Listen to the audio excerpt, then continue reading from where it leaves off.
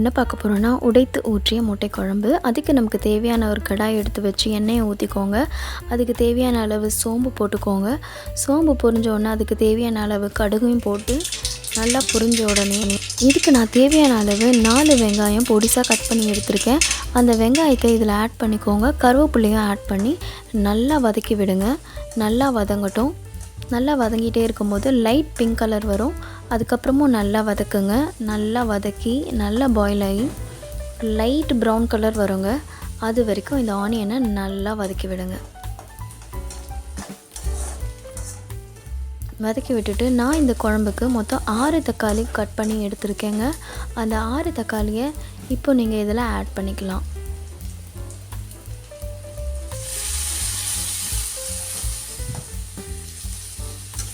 இதை நல்லா மிக்ஸ் பண்ணி விடுங்க. நல்லா மிக்ஸ் பண்ணி அது நல்லா பாயில் ஆகி மேஷ் ஆகிற ஸ்டேஜ் வருங்க.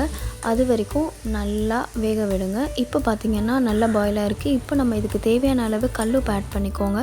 கல்லுப்பு தாங்க குழம்புக்கு எப்போவுமே ஒரு நல்ல சுவையை கொடுக்கும். ஆட் பண்ணி நல்லா மிக்ஸ் பண்ணி விடுங்க. நல்லா மிக்ஸ் ஆன அப்புறம் இந்த குழம்புக்கு தேவையான மசாலாவை ஆட் பண்ண போகிறோம். அது ரொம்ப சிம்பிள்.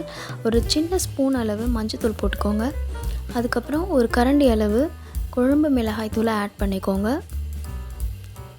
இன்னொரு கரண்டி அளவு குழம்பு மிளகாய் தூளை ஆட் பண்ணிக்கோங்க. இந்த கரண்டி பார்த்திங்கன்னா சின்ன கரண்டி தான். உங்களுக்கு வீடியோவில் பார்க்க பெருசாக தெரியலாம். ஒரு 2 டேபிள் ஸ்பூன் அளவு குழம்பு மிளகாய் தூள் நீங்கள் இதுக்கு ஆட் பண்ணிக்கலாம். இப்போ இதை நல்லா வதக்கி விடுங்க. பச்சை வாசனை போகிற வரைக்கும் நல்லா வதக்கி விடுங்க. நல்லா வதக்கி விட்டுட்டு இப்போ நம்ம இந்த குழம்புக்கு தேவையான அளவு தண்ணியை ஆட் பண்ணிக்கலாம்.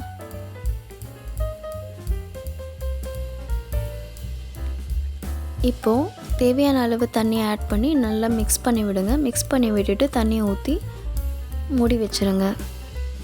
நல்ல ஒரு கொதி வரட்டும்.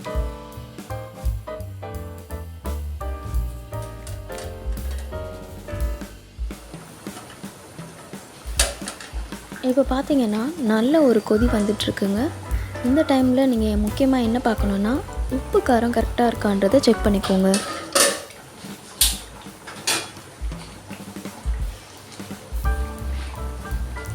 எனக்கு உப்பு கொஞ்சம் கம்மியாக இருந்த மாதிரி இருந்துச்சு. அதனால் நான் இப்போது கொஞ்சம் உப்பு இதுக்கு ஆட் பண்ணிக்கிட்டேங்க. உங்களுக்கு எப்படி வேணும் அப்படின்றத நீங்கள் இந்த டைமில் கரெக்டாக செக் பண்ணிக்கோங்க. செக் பண்ணிவிட்டு க்ளோஸ் பண்ணிவிடுங்க. குழம்பு கொஞ்சம் தண்ணியாக இருக்குது. இது கொஞ்சம் சுண்டுற வரைக்கும் வெயிட் பண்ணுங்கள். இப்போ கொஞ்சம் நல்லா சுண்டி வந்திருக்கு. இந்த டைமில் நீங்கள் முட்டையை உடச்சி ஊற்றலாம். ரொம்ப கிட்ட போய் தாங்க உடச்சி ஊற்றணும். ரொம்ப தள்ளி தூரமாக கையை தூக்கி உடச்சி ஊற்றுனீங்கன்னா அது கலைஞ்சிருங்க. அந்த மாதிரி செஞ்சிடாதீங்க. கிட்ட போய் உடச்சி ஊற்றுங்க. ஒரே இடத்துல ஊற்றணும். பக்கத்தில் ஊற்றக்கூடாது. கொஞ்சம் தள்ளி ஊற்றிக்கோங்க. ஏன்னா அப்போ தான் ஒரு முட்டையை முழுசாக எடுத்து ஒருத்தவங்களுக்கு சர்வ் பண்ண முடியுங்க. முக்கியமாக இதை ஊற்றின அப்புறம் நீங்கள் அடுப்பை சிம்மில் வச்சுருங்க. தயவு செஞ்சு சிம்மில் வச்சு 5 to 10 minutes பாயில் பண்ணுங்கள். இப்போது நீங்கள் பார்த்தீங்கன்னா கீழெல்லாம் நல்லா வெந்திருக்கும். இந்த டைமில் நீங்கள் அழகாக கரண்டியை கீழ்ப்பக்கமாக விட்டு அழகாக பெரட்டி விடுங்க.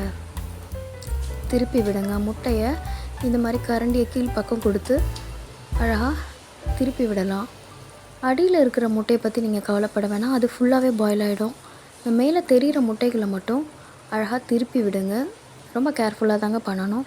இது ஒன்றும் கஷ்டம்லாம் கிடையாது. பார்க்க உங்களுக்கு அப்படி தெரியும். இது ரொம்ப சிம்பிளாக பண்ணிடலாங்க.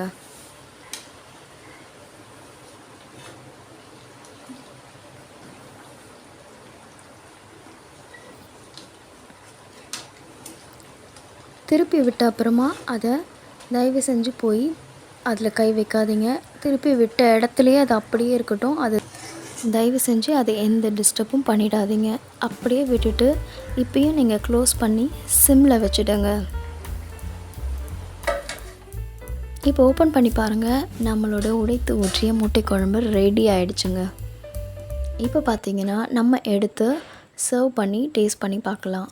இப்போ பாருங்கள். நம்ம உடைத்து ஊற்றிய முட்டை பார்த்திங்கன்னா ஊற்றின இடத்துலையே அப்படியே அழகாக கலையாமல் உடையாமல் சூப்பராக முழுசாக வெந்திருக்குங்க. இந்த மாதிரி இருக்கும்போது தான் நம்ம ஆளுக்கு ஒன்று சூப்பராக சர்வ் பண்ணவும் முடியுங்க. இந்த டேஸ்ட்டு பார்த்திங்கன்னா உங்களுக்கு ஆம்லேட்லேயோ பாயில்டு எக்லேயோ வேறு எந்த ரெசிபிலையுமே கிடைக்காதுங்க. இந்த மாதிரி உடைத்து ஊற்றிய முட்டை குழம்பு வச்சு பார்க்கும்போது மட்டும்தான் நமக்கு கிடைக்குங்க. இது பார்த்தீங்கன்னா, எங்க வீட்ல எல்லாருக்குமே ரொம்ப பிடிச்ச ஃபேவரட்டான குழம்புங்க இது. நான்வெஜ் இல்லன்னா, நாங்க அன்னைக்கு கண்டிப்பா இந்த முட்டை குழம்ப செஞ்சுருவோங்க. இப்ப பாருங்க நம்ம உடைத்து ஊற்றிய முட்டை குழம்பு வேற லெவல்ல ரெடி ஆயிருக்கு. இந்த வீடியோ உங்களுக்கு பிடிச்சிருந்ததுன்னா சப்ஸ்கிரைப் பண்ணுங்க. Bye bye. Sea you again.